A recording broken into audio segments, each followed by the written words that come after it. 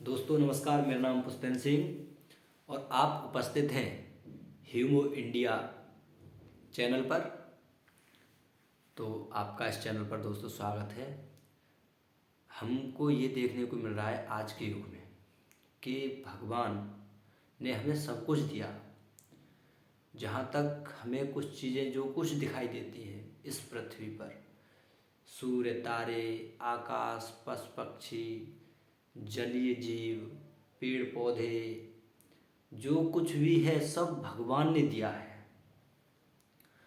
और ये भी सुनने को बहुत मिलता है हमको कि भगवान ने ही जब सब कुछ बनाया है तो उसमें से एक मानव भी है। बहुत से प्राणी हैं, 84 लाख योनियाँ बताई जाती हैं, तो उन 84 लाख योनियों में से एक मानव भी है। तो मुझे ये सोच सोच कर संशय होती है कि भगवान ने सब कुछ बनाया कि इस प्रकृति ने सब कुछ बनाया। तो आप क्या सोचते हैं दोस्तों भगवान के बारे में और प्रकृति के बारे में? तो मुझे पढ़ा, मैंने कई वीडियो भी देखी, उनमें मुझे पता लगा कि पहले सुना जाता था कि भगवान ने सब कुछ बनाया, लेकिन कुछ विद्वानों ने अपनी सोच विकसित की और कुछ उन्होंने सोचना प्रारंभ किया। तो कुछ विद्वानों को ये लगा कि भगवान ने मानव को नहीं बनाया, मानव ने भगवान को बनाया। इसीलिए हम अपने मर्जी के, रूप रंग के, लंबाई के, जिस तरह चाहें 8 हाथ के, 10 हाथ के, 10 सिर वाले, 8 सिर वाले, 4 सिर वाले भगवान बना लेते हैं। क्या हमने वास्तव में ऐसा कोई जीव देखा है अभी तक, या ऐसे जीव होने की संभावना है? यदि आज कोई जीव 2 सिर वाला होता है या उसके 2 से ज़्यादा, मान लीजिए मानव को मान लीजिए, यदि मानव 2 सिर वाला होता है या सभी मानवों के 2-2 हाथ रहते हैं तो उसके 4 हाथ हो जाएं, 2 पैर रहते हैं तो उसके 4 पैर हो जाएं। यदि 4 पैर हो जाते हैं मतलब जो नॉर्मल मानव है, सामान्य मानव से कुछ अलग हो जाए शरीर के हिसाब से, उसकी शरीर के बनावट के हिसाब से, तो क्या वह तंदुरुस्त रहता है? क्या स्वस्थ रहता है वो? क्या हमारी तरह या हमसे तेज कार्य कर पाता है वो? मैंने तो अक्सर यही देखा है कि यदि किसी के अतिरिक्त एक्स्ट्रा यदि सिर है या पैर है या हाथ है तो उसके वो हाथ काम के नहीं रहते, पैरालाइज रहते हैं। मैंने ये अक्सर देखा है।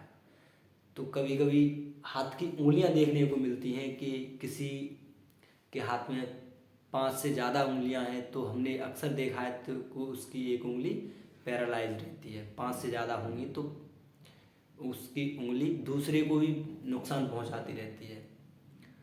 तो मानव ने अपनी सुविधा के अनुसार, अपने मन में बनी छवि के अनुसार कि हमारा भगवान किस तरह से अच्छा लगेगा, उसके लंबे कान होंगे क्या, सीधी गर्दन होगी, जिस तरह मन को अच्छा लगा उस तरह का हमने अपना भगवान बना लिया। मुझे ये लगता है। और बहुत से विद्वानों का ये भी कहना है कि भगवान ने मानव नहीं बनाया जबकि मानव ने भगवान बनाया है। ऐसा कोई जीव नहीं है पृथ्वी पर जिसने भगवान बनाया हो। उनमें से केवल 84 लाख योनियों में से केवल एक मानव ही ऐसा प्राणी है जिसने अपना भगवान बनाया, और वो भी अपना भगवान बनाने के साथ साथ एरिया वाइज या जातिवाद, जाति के हिसाब से देखें या क्षेत्रफल के हिसाब से देखें तो सबका अपना अपना भगवान है। धर्म के हिसाब से देख लीजिए आप, मुसलमानों का कोई और भगवान है तो हिंदुओं का तो कोई और, सिखों का कोई और है तो ईसाइयों का कोई और, क्रिश्चियनों का कोई और है तो बौद्धिस्टों का कोई और।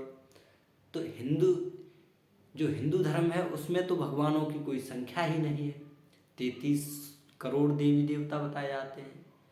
अब 33 कोटि हैं कि 33 करोड़ हैं, आप इन शब्दों को सोचकर ही परेशान हो जाएंगे।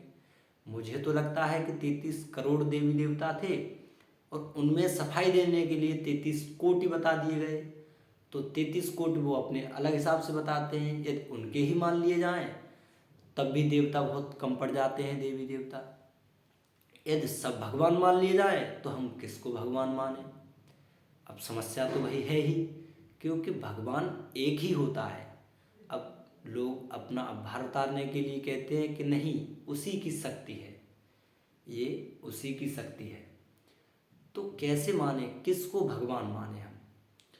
तो दोस्तों, हम मेन बात पर आते हैं कि भगवान ने हमें बनाया कि हमने भगवान को बनाया। तो पहले भगवान नहीं हुआ करता था। जब मानव सभ्यता विकसित हुई, पहले भगवान नहीं था। जब मानव ने सोचना विचारना स्टार्ट किया तो उसे लगा कि हमारे लिए कुछ पूजा अर्चना के लिए चाहिए, तो उसने अपनी मर्जी से पहले नदियाँ पूजी, पेड़ पौधे पूजे, सूर्य पूजे, क्योंकि इन सब से उसे पता था अपने जीवन के बारे में कि हमारा जीवन इन्हीं पर आश्रित है।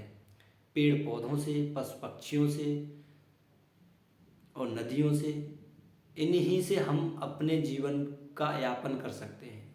लेकिन ये पूजन की प्रक्रिया यहीं ख़त्म नहीं हुई, धीरे धीरे बढ़ती चली गई।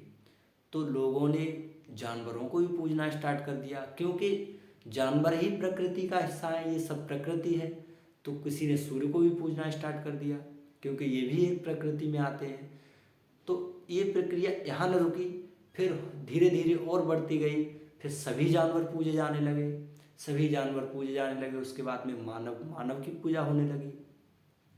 जब पूजने वाली संख्या कम पड़ गई तो मानव ने पत्थर की मूर्तियाँ बनाना स्टार्ट कर दिया कि लो, इनकी पूजा करो। अब वो भी कम पड़ गई तो न जाने किन किन चीज़ों की पूजा होती रहती है।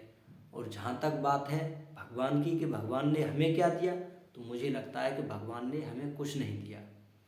सब कुछ हम अपने कर्म के अनुसार प्राप्त करते हैं। जैसा कि भगवान का तो स्वयं का घर नहीं है, वो भी किसने दिया? कोर्ट ने। और उस घर को बनाने के लिए मानव तैयार है और बना रहा है, तब जाके उसमें भगवान विराजमान होंगे, तब जाके रहेंगे भगवान। यदि मानव न दे तो भगवान कहाँ से लेंगे भगवान?